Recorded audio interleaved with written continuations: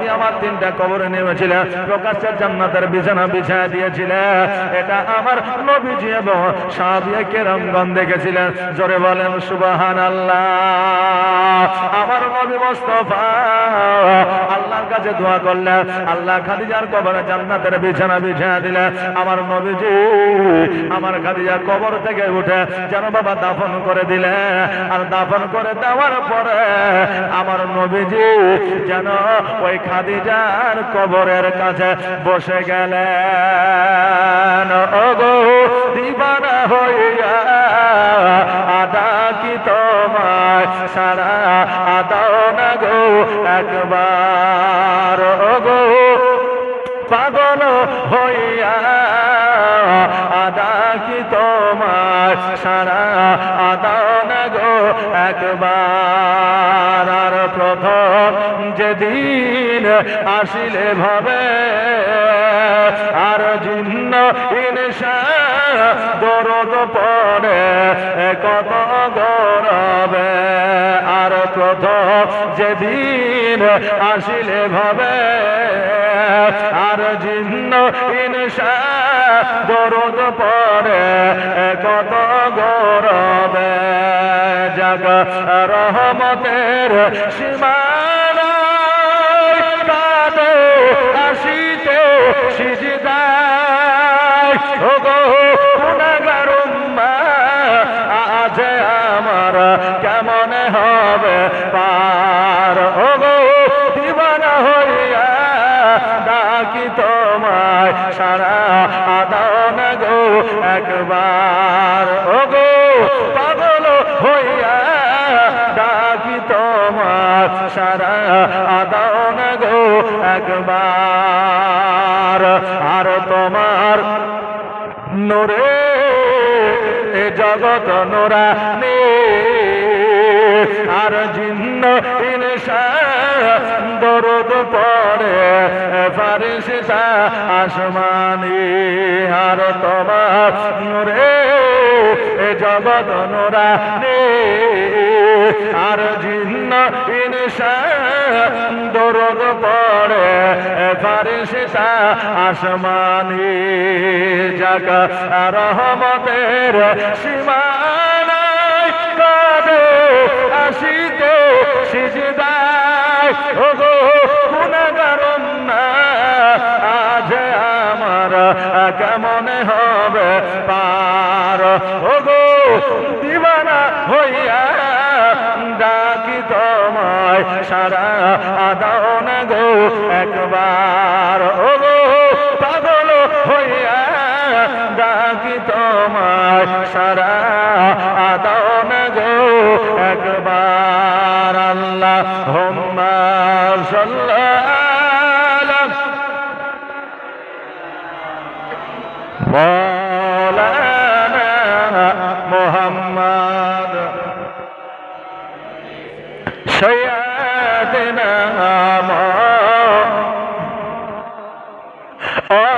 ভাইরা আমার মায়েরা আমার নবীজি খাদিজার কবরের কাছে থাকে। একদিন নয়, 2 দিন নয়, 3 দিন নয়, 4 দিন নয়, 5 দিন নয়, 7 দিন পর্যন্ত আমার নবীজি খাদিজার কবরের কাছে ছিলেন। জোরে বলেন সুবহানাল্লাহ।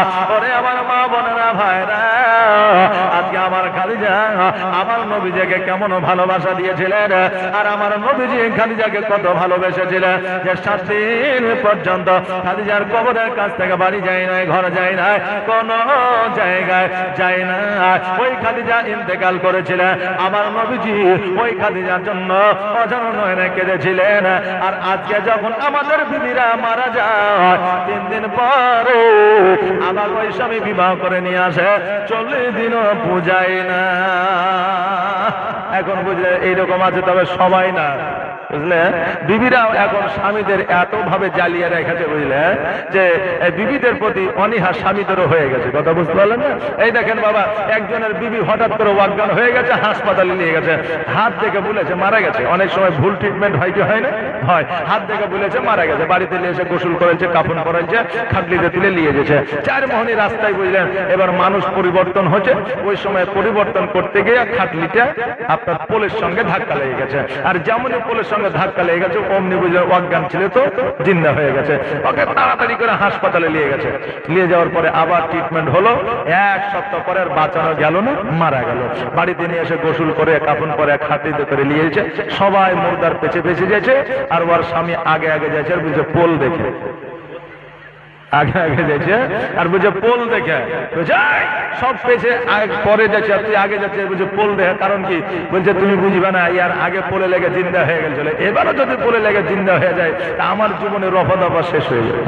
কথা বুঝলেন না? তো বাবা, আমরা বিবিদের এরকম ভালোবাসি, হ্যাঁ, জিন্দা হয়ে গেলে অসুবিধা আছে বেরাদার। তাই মা স্বামীকে এমন মহব্বত, এমন ভালোবাসা দাও যে তোমার যাওয়ার পরে ওই স্বামী যেন তোমার জন্য পস্তায়, নাকি বলে তোমাকে যেন স্মরণ করে। আমার মায়েরা বুঝলেন এত হিংসা করে স্বামীদের প্রতি। একজন স্ত্রী অসুস্থ হয়ে গেছে, ডাক্তারে বলে দিয়েছে যে 7 দিন আর বাঁচবে, তার বেশি বাঁচবে না। তো এখন ওর স্ত্রী বলছে, হ্যাঁ গো, আমি তো মারা যাবো, আমি যদি মারা যাই তাহলে তুমি বিয়ে শাদী করবা? তো এখন স্বামী বুঝানোর জন্য বলছে, না না, তুমি মারা গেলে বিয়ে শাদী করবো না। বলছে, আমি জানি তুমি বিয়ে করবা, তোমাকে আমি একটা ওষুধ করে যাচ্ছি যে আমার কবর যতদিন না শুকাবে ততদিন তুমি বিয়ে করিও না। এখন স্বামী বলছে, ঠিক আছে, কবর আর কদিন শুকাবে না, 1 মাস 2 মাস 6 মাস 1 বছর নাকি বলে। তো এবার বুঝলেন ওর স্ত্রী 1 সপ্তাহ পরে মারা গেল। তো এই বেচারি স্বামী বুঝলেন প্রতি সপ্তাহে কবর জিয়ারত করতে যায়।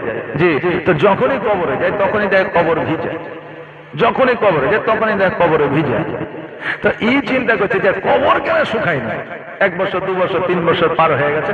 হঠাৎ করে একদিন ও সকাল সকাল চলে গেছে বুঝলেন কবর জিয়ারতে, ফজরের নামাজের পরে যাই আর দেখছে যে ওর এক শালা বুঝলেন তো, মানে স্ত্রীর ভাইকে শালা বলা হয়। জি, এ নাম যে কে রাখা চলো বুঝলেন, স্ত্রীর বোনকে বলে শালি আর স্ত্রীর ভাইকে বলে শালা। এই নাম যে কে রেখেছিল, একজন বিজ্ঞান ছিল নাকি বলে, আরো তো ভালো ভালো নাম ছিল নাকি, ওই সমস্ত নাম না দিয়ে।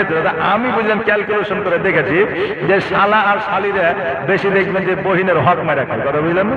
এই জন্য বলছে তোকে আর ভালো করে ডাকবো না, তোকে শালা শালি বলে ডাকবে। এই জন্য হয়তো তাদের নাম রেখেছে। বাবা মনে কিছু নিবেন না, তবে যাই হোক, এই দেখেন ওই শালা দেখতে বালতিতে করে পানি নিয়ে এসে কবরে ছিটেছে। যাই কি ব্যাপার, কবরে পানি দিয়েছিস তার মানে?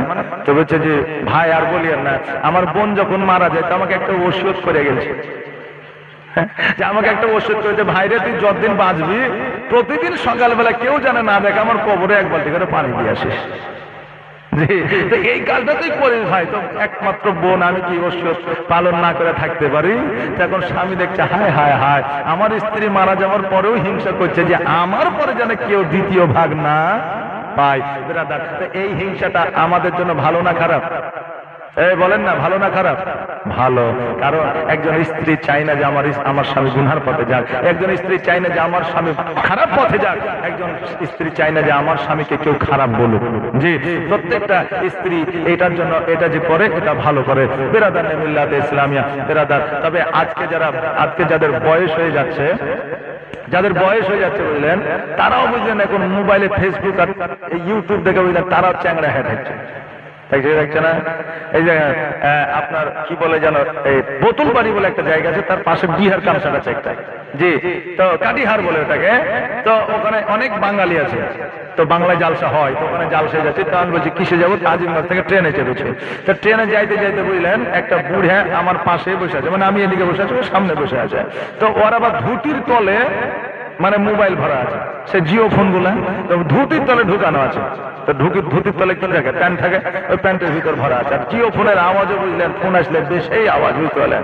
তো একবারে ধুতির তলে ঢুকিয়ে গেছে। হঠাৎ করে ওর ফোনে রিংটোন বাজছে, যাব হাম যাওয়া, ওটা 80 বছরের বুড়িয়া, বুঝলেন না? তো বলছে আমি কখন জোয়ান হব? আচ্ছা বলেন, ওই বুড়িয়া কি আর জীবনে জোয়ান হবে?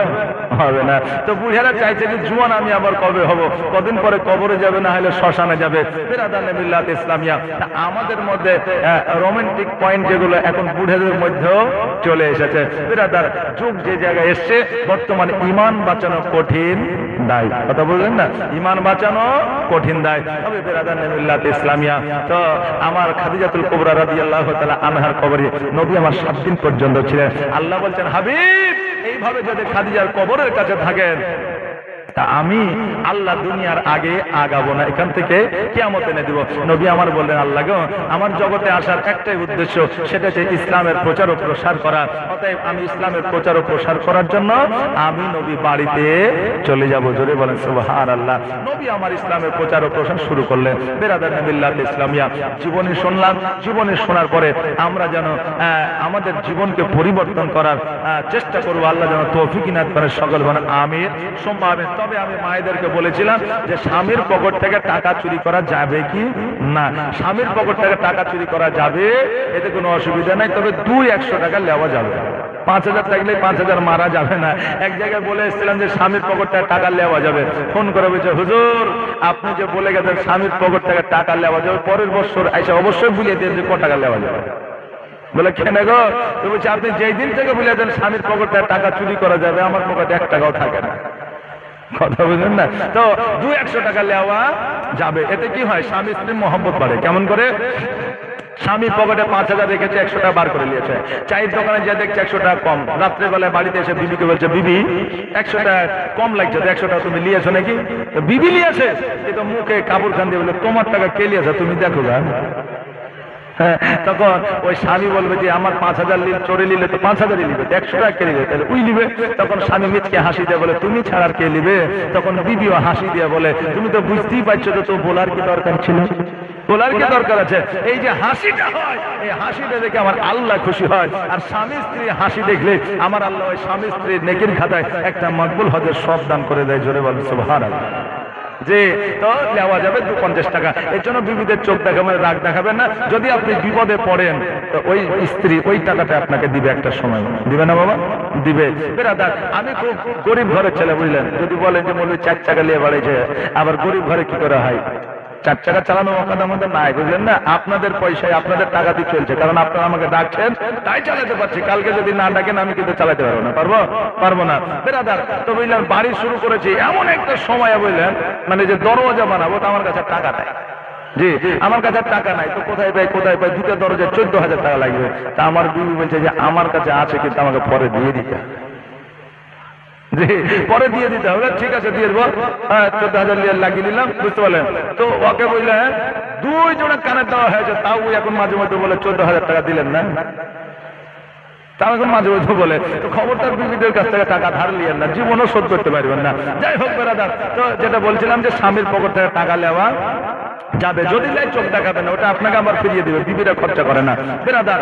আর এই দেখেন আরেকটা কি বলেছিলাম, যে 3টা রোগ যদি মায়েদের মধ্যে থাকে, মানে 3টা রোগের মধ্যে একটা রোগ যদি মায়েদের মধ্যে থাকে, তো ওটা হচ্ছে জান্নাতি রোগের লক্ষণ। 1 নম্বর হচ্ছে সর্দি, জ্বর আর কাশি।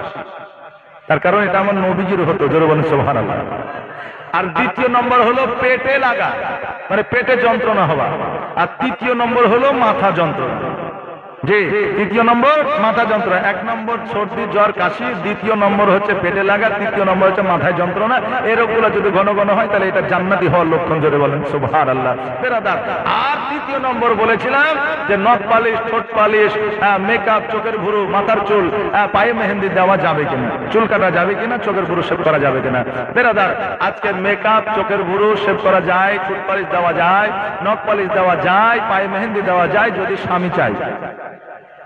কথা বুঝতে পারলেন না? যদি স্বামী চায় তবে দেওয়া যায়, আর স্বামী যদি না চায় তাহলে দেওয়া যাবে না। তবে আমাদের মা বোনরা কি করে জানেন? যখন বাজারে যায়, হাটে যায়, যখন বুঝলেন বিউটি পার্লারে যায়, যখন বুঝলেন কাপড়ের দোকানে যায়, তখন লিপস্টিক দিয়ে বুঝলেন ভুরু টুরু শেপ করে একবার চোখের ভুরুকে দিয়ে একবার চলে গেল, বুঝলেন? আর স্বামী যখন থাকে তখন হাতে কালি, মুখে কালি, গালে কালি, কপালে কালি, বুঝলেন না? হ্যাঁ বেরাদার, তো স্বামীর কাছে একজন বিবির সাজা জায়েজ আছে, কিন্তু অপর পর পুরুষের জন্য সাজা জায়েজ নাই। এই জন্য বাবা লিপস্টিক, নখ পালিশ, ঠোঁট পালিশ দেওয়া যাবে, তবে গোসলের আগে উঠিয়ে ফেলতে হবে। কারণ যদি না উঠান আপনার গোসলও হবে না, গোসল না হলে উজুও হবে না, উজু যদি না হয় আপনার নামাজও হবে না। এক কথা, আপনি পবিত্রতা অর্জন করতে পারবেন না। আরেকটা কথা হলো আপনি চুল কাটতে পারবেন না, কারণ চুলটা হচ্ছে মায়েদের একটা ইজ্জত, সম্মান। কারণ মা যখন ইন্তেকাল করে, অর্থাৎ একজন মহিলা যখন ইন্তেকাল করে, তখন ওই মহিলার চুল দিয়ে নিজের বক্ষস্থলটাকে ঢেকে দেওয়া হয়। জি ঢেকে দেওয়া হয়। এই জন্য মায়েদের চুলটা হচ্ছে এক প্রকারের পর্দা, এই জন্য চুল কাটা যাবে না। আল্লাহ যেন হেফাজত করে, সকলে বলে আমিন সুম্মা আমিন। আর মরতে হবে একদিন তোমায় ভুলে যাইও না, জোরে বলেন না সুবহানাল্লাহ। আর মরতে হবে একদিন তোমায় ভুলে যাইও না, হবে মাটির বিছানা গো তোমার আসল ঠিকানা।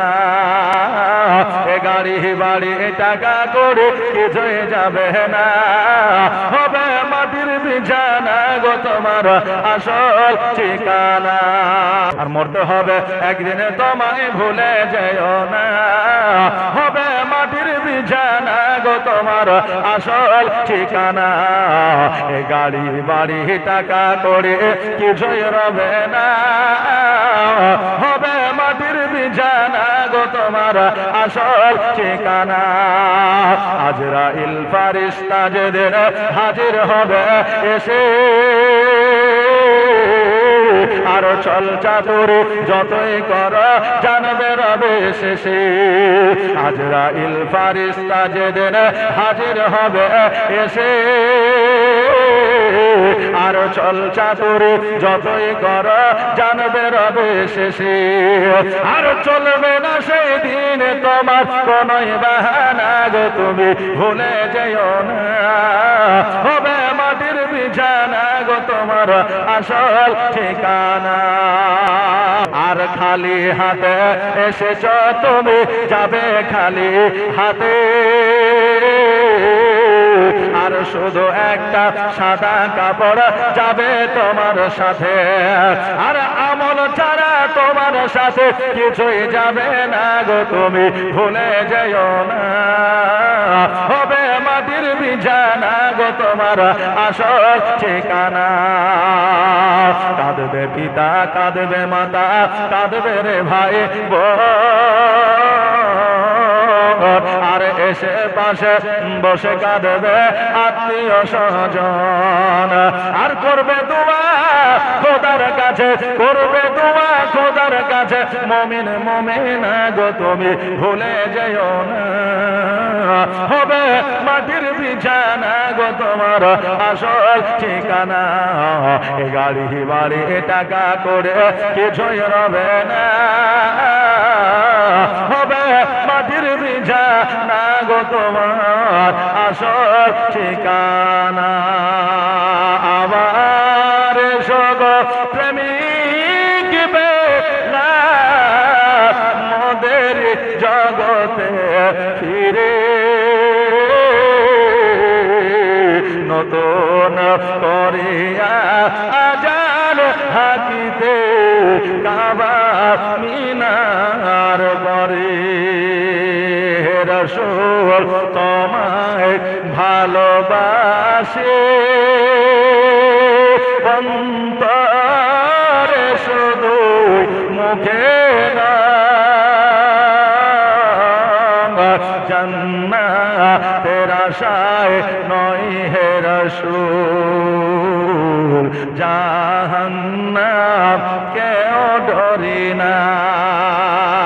খাতে তেরে দর কা, পীতে তেরে দর কা, খাতে তেরে দর কা, পীতে तेरे दर का, खाना है तेरा, खाना पानी है तेरा पानी, तो शम्ए रिसालत है, आलम तेरा परवाना, तो माहे नबूवत है,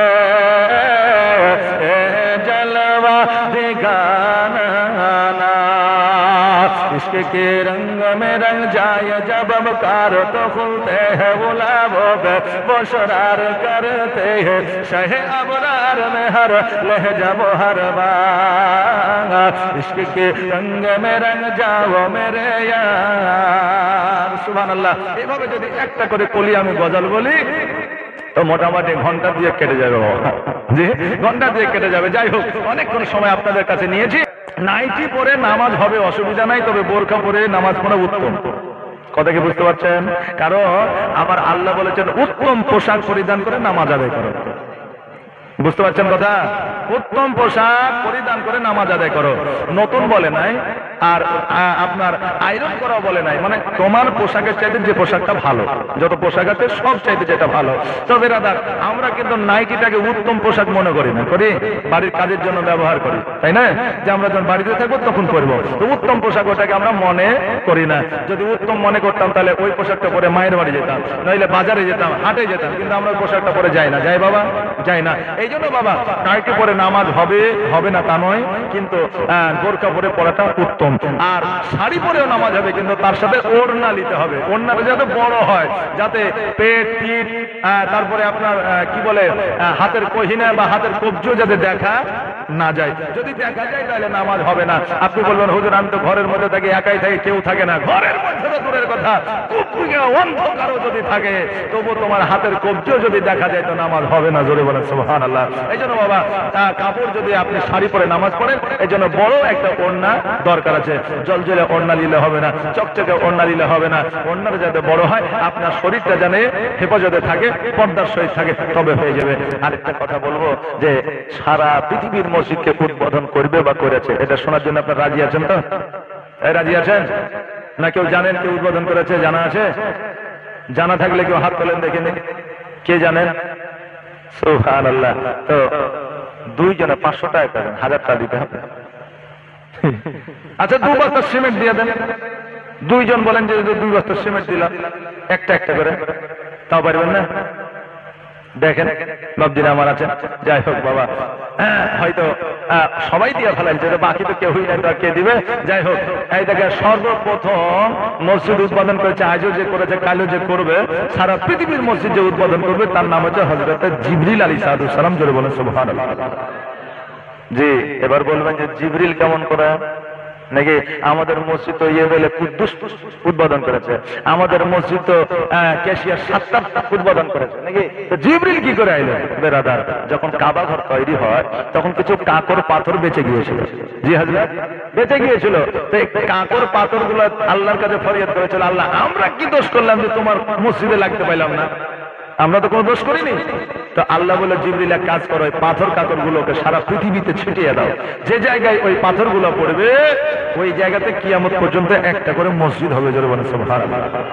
একটা করে মসজিদ হবে। তো এই জায়গা থেকে মসজিদটা হয়েছে, তো ওই পাথরটা পড়েছে বলে তো হয়েছে, নাকি বলেন? না পড়লে তো কিয়ামত পর্যন্ত মসজিদ হবে না। তো এই জায়গায় পাথর পড়েছে, মসজিদ হয়েছে। তো পাথরটা সর্বপ্রথম কে হিট করেছে? হযরত জিবরিল, মানে পাথরটা জিবরিল ফেলাইছে। এই জন্য সর্ব মসজিদ অর্থাৎ আউয়াল থেকে নিয়ে কিয়ামত পর্যন্ত সব মসজিদ আমার জিবরিল আলাইহিস সালাম উদ্বোধন করেছেন। জোরে বলেন সুবহানাল্লাহ।